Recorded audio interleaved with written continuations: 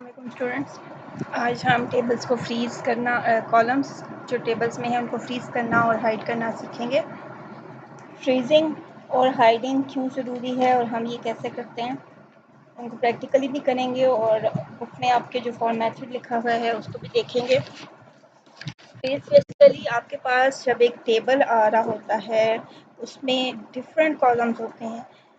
Different columns, अब आपकी screen limited है, जैसे आपको ये स्क्रीन नज़र आ रही है, ये एक लिमिटेड स्क्रीन है और अगर आप इस पर 15, 16 या जितने भी कॉलम्स बनाना चाहें वो आपके पास रिस्ट्रिक्शन नहीं है, आप कितने मर्जी कॉलम्स बना सकते हैं। बट आपको डिस्प्ले उस वक्त इतने ही हो रहे होते हैं जो आपकी स्क्रीन पे पूरे आ सकते हैं और आप उनमें से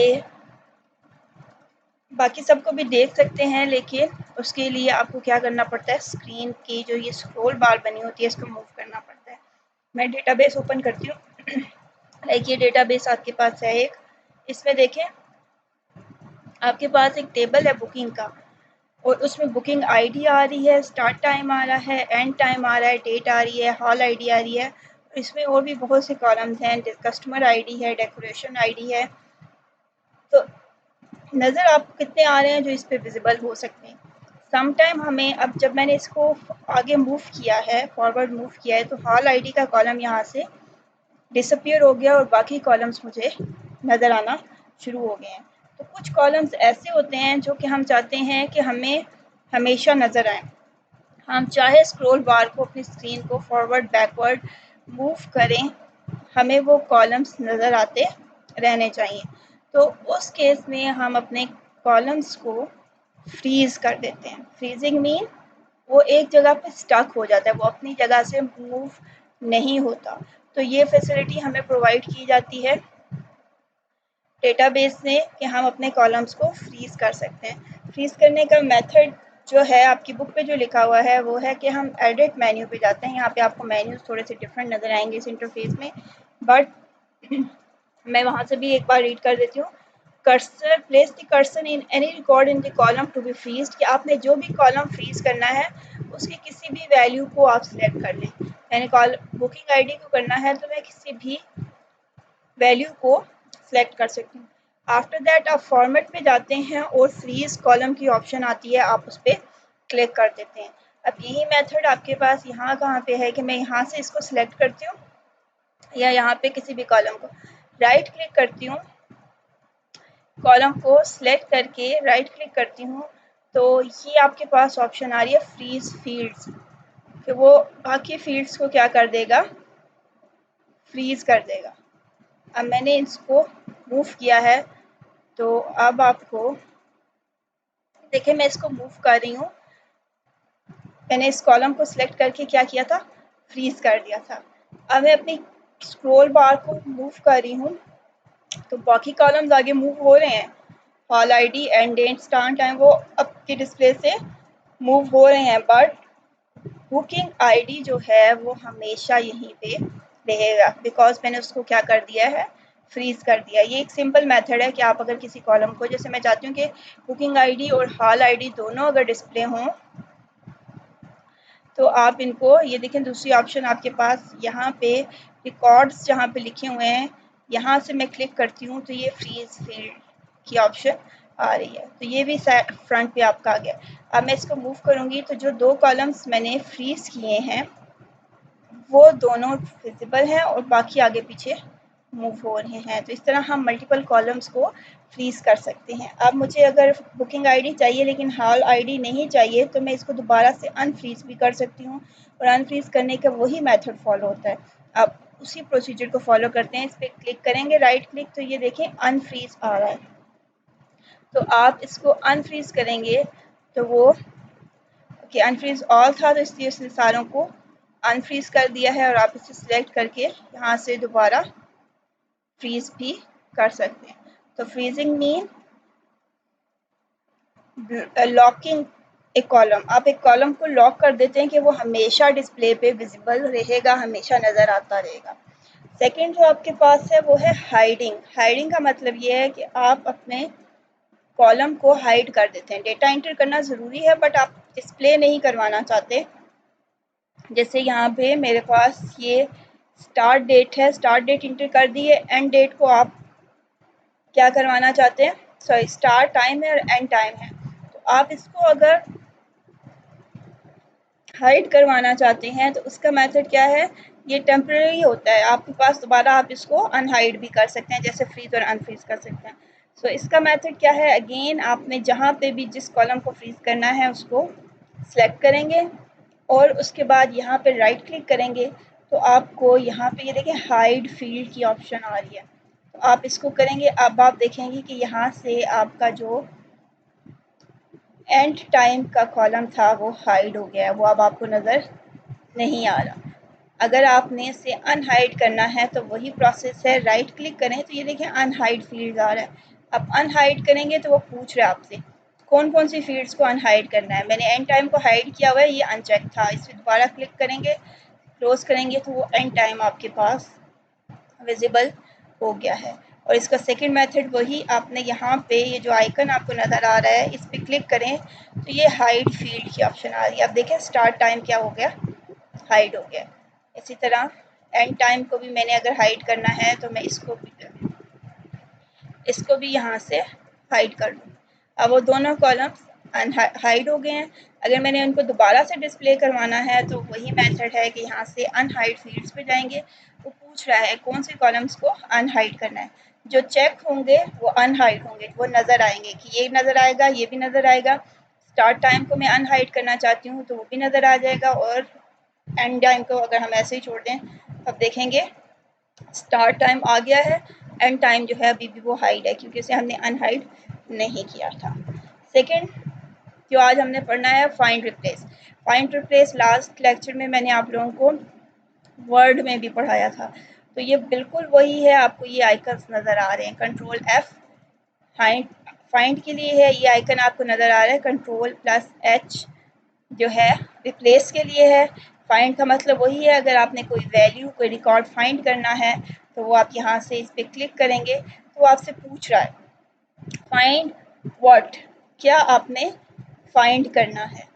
और अगर आपने रिप्लेस करना है तो आप इस पर क्लिक करेंगे, इसी के साथ दूसरा टैब है find what and replace with, कि क्या फाइंड करना है और किसके साथ आपने इसे रिप्लेस करना है।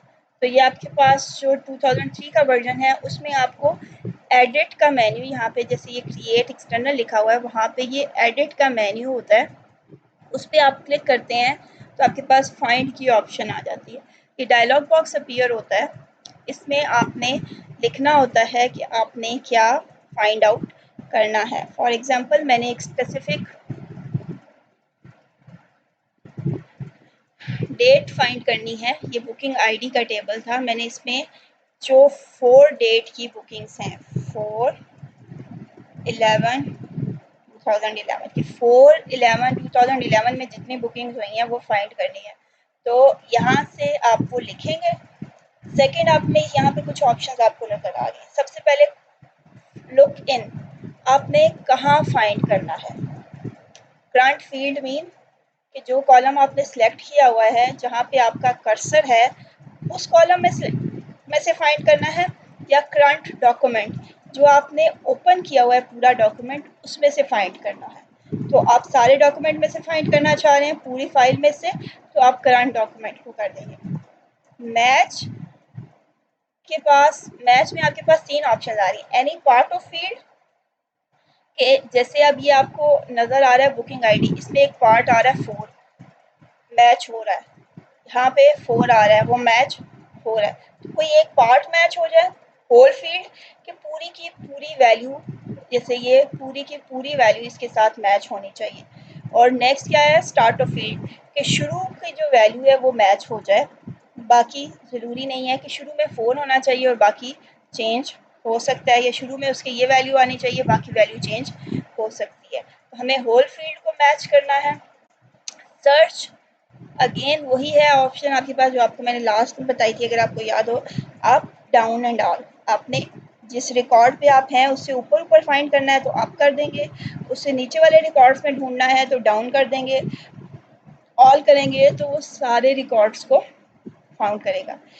मैच केस को अगर आप टिक करते हैं तो वो इससे मिलते जुलते जितने रिकॉर्ड्स होंगे उनको भी आपको शो कर देगा। अगर आप इसे अनचेक कर देते हैं तो वो सिर्फ एग्जैक्ट फील्ड्स को शो करवाएगा। आप देखिए मैं इसको फाइंड नेक्स्ट करती हूँ तो ये उसने हाईलाइट कर दिया, यहाँ पे ये रिकॉर्ड है। फिर मैं फाइंड नेक्स्ट करती हूँ तो इसमें और कोई रिकॉर्ड 411 का नहीं था। उसने कह दिया कि Microsoft Access finished searching the record, the search item was not found, कि वो एक ही रिकॉर्ड था। अगर मेरे पास 2 या 3 रिकॉर्ड होते, फॉर एग्जांपल मैं इसको भी 4 कर देती हूँ। ओके, हम अपने टेबल को सेव कर देते हैं। अब देखिए मैं इसको फाइंड नेक्स्ट करती हूँ तो उसने पहला रिकॉर्ड ढूंढा, फाइंड नेक्स्ट करती हूँ तो दूसरा रिकॉर्ड, तो इस तरह जितने रिकॉर्ड्स होंगे वो सारे शो कर देगा। फिर फाइंड नेक्स्ट करती हूँ तो 2 ही रिकॉर्ड थे तो वो हमारे पास फिनिश हो गया।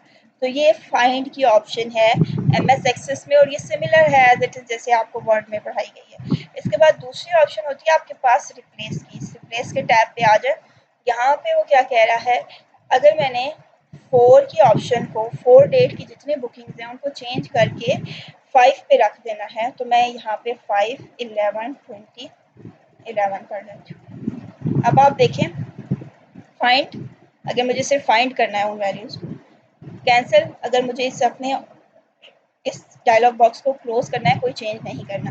रिप्लेस मीन कि वो एक वैल्यू ढूंढेगा और उसे रिप्लेस करेगा, फिर अगली ढूंढ के बताएगा और फिर उसे रिप्लेस करेगा। और रिप्लेस ऑल मीन कि वो एक साथ जहाँ जहाँ पे 4, 11 आ रहा है उन सारों को चेंज करके 5, 11 कर देगा। मैं रिप्लेस ऑल करती हूँ। ओके, अब आप देखेंगे कि ये एक रिकॉर्ड था 4 वाला, ये चेंज हो गया है। इसी तरह ये एक रिकॉर्ड हमने चेंज किया था, ये भी चेंज हो गया। तो इस तरह से उसने हमारी रिकॉर्ड्स को फाइंड एंड रिप्लेस कर दिया है। तो ये फाइंड एंड रिप्लेस की ऑप्शन है हमारे पास। और इसने फाइंड व्हाट, लुक इन क्या है, कहाँ पे हमने सर्च करना है, और डिफरेंट कौन कौन सी फैसिलिटीज़ हम इसमें या वैल्यूज़ हम इसमें सेट कर रहे होते हैं। इसके बाद आपके पास आ जाता है spell checker. Spell checker mean कि अगर मैंने स्पेलिंग्स चेक करने हैं, ओके मैं कोई ऐसा टेबल ओपन करती हूँ, लाइक ये इसमें देखें कुछ नेम्स और ये लिखे हुए हैं। ओके,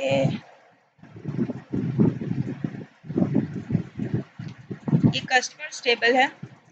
अब मुझे अगर स्पेलिंग्स चेक करने हैं तो उसके लिए मेरे पास क्या मेथड है कि मैंने जहाँ पे स्पेलिंग चेक करने हैं उनको सिलेक्ट करके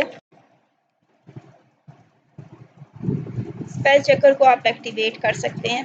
ये आपको यहाँ पे नज़र आ रहा होगा ABC के ऊपर टिक लिखा हुआ, ये स्पेल चेकर है।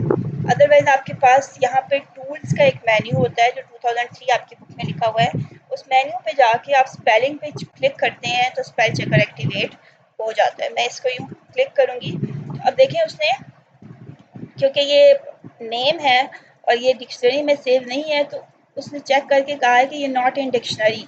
आपने यहाँ से कोई भी वैल्यू अगर यहाँ पे आपने गलत स्पेलिंग इंटर कर दी है तो आप यहाँ से करेक्ट स्पेलिंग्स इंटर करवा सकते हैं। प्लस आप इसे इग्नोर ऑल भी कर सकते हैं, चेंज भी कर सकते हैं कोई भी वैल्यू सेलेक्ट करके जो आपने शो करवानी है। आप नई वैल्यू ऐड भी कर सकते हैं और ऑटो करेक्ट भी कर सकते हैं कि जहाँ पे आइंदा जो है ये क्या वर्ड सॉरी लिखा हुआ था कि जहाँ पे आइंदा शुएब लिखा हुआ है उसे ऑटोमेटिकली इस नए वर्ड में चेंज कर दो। तो हम यहाँ से कोई भी ऑप्शन और हम इग्नोर भी कर सकते हैं कि इस फील्ड को इग्नोर कर दो। तो इस तरह से आप स्पेलिंग्स चेक कर सकते हैं। अगर आपका जो यहाँ पे लिस्ट लिखी हुई है वो इंग्लिश वर्ड है और आपको स्पेलिंग्स में कोई कन्फ्यूजन है तो आप यहाँ से चेक कर सकते हैं स्पेलिंग्स को। और ऑटो करेक्ट की ऑप्शन जब आप करेंगे तो वो ऑटोमेटिकली नेक्स्ट टाइम उन वैल्यूज़ को अपडेट कर देगा, आपको एरर नहीं शो करेगा, वो खुद ही उसमें आपको बता देगा कि ये चीज़ें यहाँ से करेक्ट हो जाती हैं।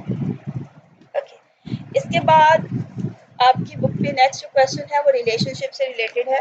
उससे पहले मैं आप लोगों को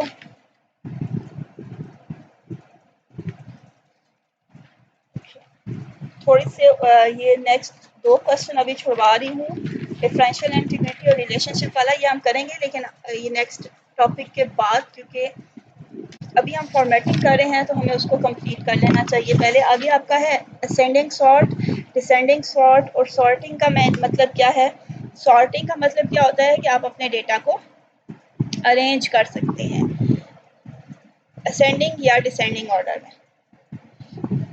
अब ये देखें, ये आपका रिकॉर्ड्स असेंडिंग ऑर्डर में, ascending mean smallest to largest में अरेंज हुआ हुआ है, बट यहाँ पे फर्स्ट नेम जो है वो अरेंज नहीं है। अगर मैं चाहती हूँ कि मेरा ये टेबल सॉर्ट हो विद रिस्पेक्ट टू नेम, कि नाम पहले ए वाले आने चाहिए, फिर बी वाले, फिर सी वाले, फिर डी वाले, तो उस केस में मैं इसको असेंडिंग सॉर्ट में कन्वर्ट कर सकती हूँ। तो यहाँ पे जो आपके पास ऑप्शन है, ये सॉर्ट एंड फिल्टर की ऑप्शन आ रही है।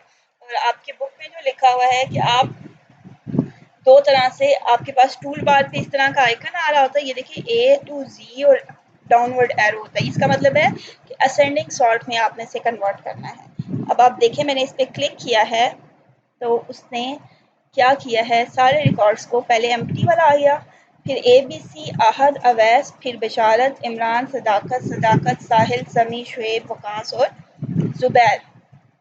अब आप देख रहे हैं कि ये सारे नेम्स असेंडिंग ऑर्डर में, ए टू जी के ऑर्डर में, और इनके साथ साथ इनकी बाकी वैल्यूज भी। ऐसा नहीं हुआ कि सिर्फ ये कॉलम अरेंज हुआ है, अवैस के साथ उसका लास्ट नेम, उसका फ़ोन नंबर और उसका आईडी, सारी चीज़ें अरेंज हुई हैं उसी ऑर्डर में जिसमें हमने उसे शो करवाया था। अगर हम इसको डिसेंडिंग में करना चाहें तो यहाँ पे क्लिक करके आप दूसरा Z to A, reverse order Z से A तक, मीन लार्जेस्ट टू स्मॉलेस्ट पे क्लिक करेंगे तो उसने उसको ऑपोजिट वे में अरेंज कर दिया। ए वाले सबसे नीचे आ गए और ZWS उल्टे ऑर्डर में, जो आप रिवर्स काउंटिंग जिसे कहते हैं या रिवर्स ऑर्डर कहते हैं, उसमें आपके पास ये सारे शो हो गए हैं। तो इस तरह से आप अपने डेटा को अरेंज कर सकते हैं। इसलिए हमने पढ़ा था शुरू में कि टेबल जब हम बनाते हैं तो कॉलम्स और रोज़, इनका जो ऑर्डर होता है वो इनसिग्निफिकेंट होता है। हमें ज़रूरी नहीं है कि हम उन्हें अरेंज करके एंटर करें, क्योंकि हमें ये फैसिलिटी यहाँ पे मिलती है, हम जैसे मर्जी ऑर्डर हमारे रिकॉर्ड्स हैं वो एंटर कर देते हैं और उनको बाद में हम अरेंज कर सकते हैं अकॉर्डिंग टू आवर रिक्वायरमेंट्स।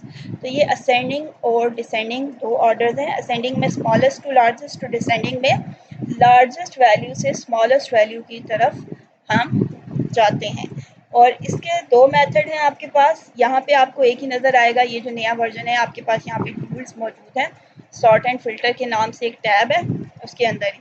लेकिन आपके पास जो 2003 है उसमें दो मेथड है, एक टूल बार पे इसी तरह का आइकन होगा, और दूसरा मेथड क्या है कि आपके पास जो मेन्यू बार है, जो ये मेन्यू बार है आपके पास,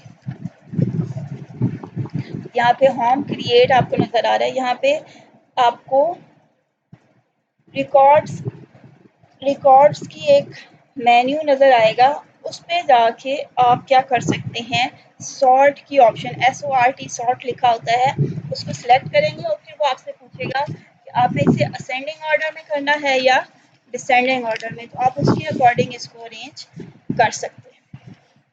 ओके, ये तो होगी इसकी arrangement. Next one is filter. Filter का मतलब आप में से बहुत से लोगों को पता होगा कि आपने इसमें से कुछ इम्पॉर्टेंट या कुछ स्पेसिफिक रिकॉर्ड्स ढूंढने हैं। अभी आपको सारा डेटा शो हो रहा है।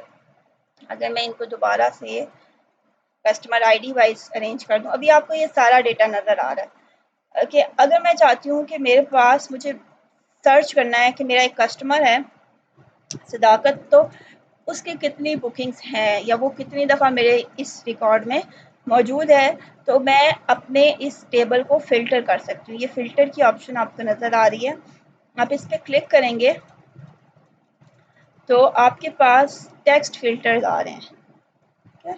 इक्वल्स, यहाँ से वो आपसे पूछेगा कि वैल्यू इसके इक्वल होनी चाहिए, नॉट इक्वल होनी चाहिए, बिगिन्स विद यहाँ से शुरू होनी चाहिए, डज नॉट बिगिन विद यहाँ से शुरू नहीं होनी चाहिए, कंटेन्स के उस वैल्यू में ये वर्ड आना चाहिए, डज नॉट कंटेन ये वर्ड नहीं आना चाहिए, एंड्स विद वहाँ पे ख़त्म हो, डज नॉट एंड विद के वहाँ पे ख़त्म ना हो। आप कोई भी चीज़ यहाँ पे बता सकते हैं।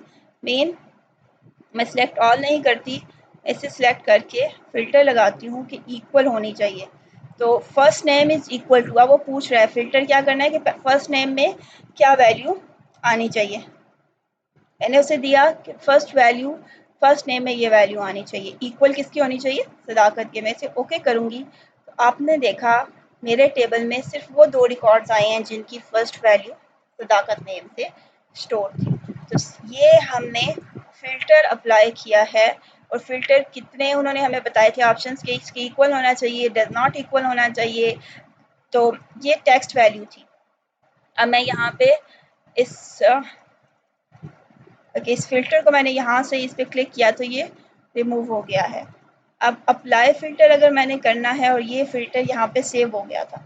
अब मैंने एक और फ़िल्टर बनाना है और मैंने अनसेलेक्ट कर दिया है, और मैं यहाँ से ग्रेटर देन का फ़िल्टर लगाती हूँ। ये अब नंबर से तो आपके पास देखें फ़िल्टर चेंज हो गया अकॉर्डिंग टू नंबर, कि ग्रेटर देन 5 जितने भी आईडीज़ हैं उन सबको शो करवा दो। ओके करूँगी तो आप देखेंगे 5, 6, 7, 8, 9, 10, 11, 12, 11, 13, 14, तो उससे बड़े जितने रिकॉर्ड्स थे वो सारे शो हो गए हैं। और इस तरह से हम अपने टेबल को फ़िल्टर कर सकते हैं। तो आपके पास क्या ऑप्शंस हैं फ़िल्टर करने की। फ़िल्टर बाय सिलेक्शन भी आप कर सकते हैं, जो वैल्यू आपने सिलेक्ट की होती है उस पर आप डायरेक्टली फ़िल्टर लगा सकते हैं। ये आपको यहाँ पे भी आइकन नज़र आ रहे हैं कि ये भी नज़र आ रहा है, और एक यहाँ पे भी, ये देखें जो वैल्यू आपकी सिलेक्ट थी उसमें वही ऑप्शन दे रहा है।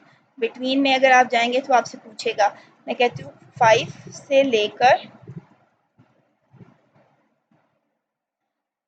10 के बिटवीन जितनी वैल्यूज़ हैं वो शो करवा दे, तो उसने वो सारी शो करवा दी हैं। आप यहाँ से इस फ़िल्टर को क्लियर भी कर सकते हैं। यहाँ पे देखें फ़िल्टर बाय फॉर्म, ये भी हम फॉर्म्स बनाएंगे तो फिर इनको हम देखेंगे। एडवांस फ़िल्टर भी आप कर सकते हैं, ये डिफरेंट ऑप्शंस मौजूद हैं, लेकिन फ़िल्टर को आप क्लियर भी कर सकते हैं, रिमूव भी कर सकते हैं। तो आपकी बुक में जो मेथड्स टाइप्स लिखे हुए हैं, filter by selection feature is used to filter records that contains identical data values. If it can filter all records that have a unique value in name field, कि हम एक name unique value अगर search कर रहे होंगे तो वो bye selection होगा। हमने एक नाम सेलेक्ट किया है, उसको सर्च करके ले आओ, तो ये फ़िल्टर बाय सिलेक्शन होगा। और हमारे पास अगर टेबल में बहुत सारी वैल्यूज़ हैं और डिफ़िकल्ट है हमारे लिए फाइंड आउट करना कि यूज़र कौन सा है, तो हम सिलेक्ट भी कर सकते हैं, क्राइटेरिया लगा सकते हैं। तो इसको हम कैसे लगाते हैं ये हम देखेंगे।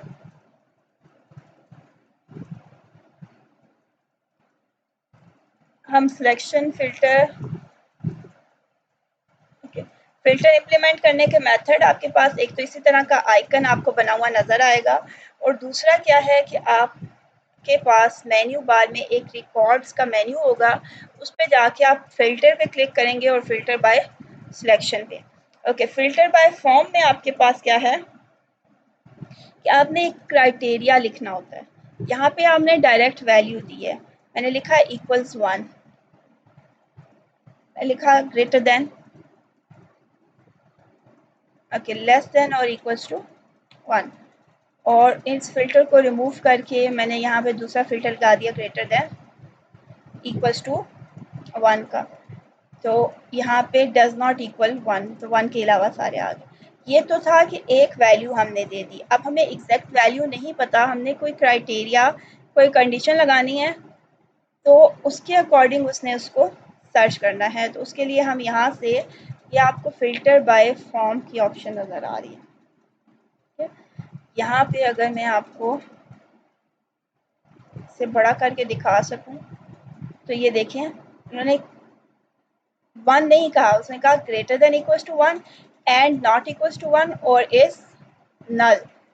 तो लुक फॉर, यहाँ पे हम अपना क्राइटेरिया बता रहे हैं कि कंडीशन हम खुद से बनाते हैं। कंडीशंस बनाना थोड़ा सा डिफरेंट टास्क है, ये मैं आप लोगों को अलग से सिखाऊंगी कि हम कैसे इनको बनाते हैं। सो आज हमने फ़िल्टर अप्लाई करना सीखा है, और हमने फाइंड रिप्लेस करना सीखा है, फ्रीजिंग और हाइडिंग सीखी है। तो कल इंशाल्लाह हम टेबल से रिलेटेड कुछ थोड़े से जो और ऑपरेशंस रह गए हैं वो करेंगे, और फिर हम क्यूरीज पे मूव कर जाएंगे इंशाल्लाह। टिल देन अल्लाह हाफ़िज़।